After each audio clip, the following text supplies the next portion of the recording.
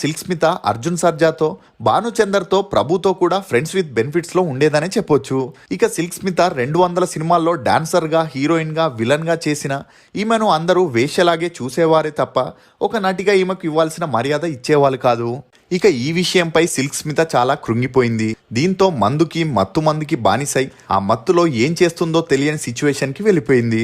అలా ఆ సమయంలోనే తమిళ్లో రాజా ముదిరై అనే మూవీని సిల్క్ స్మిత చేసేటప్పుడు అందులో హీరోయిన్ గా రోజా గారు, డైరెక్టర్ గా సెల్వమణి గారు చేశారు. ఇక అప్పటికే రోజా గారు, సెల్వమణి గారు ప్రేమలో ఉన్నారు. ఈ విషయం తెలియని సిల్క్ స్మిత షూటింగ్ సెట్ లో డైరెక్టర్ సెల్వమణితో క్లోజ్ గా ఉండేది.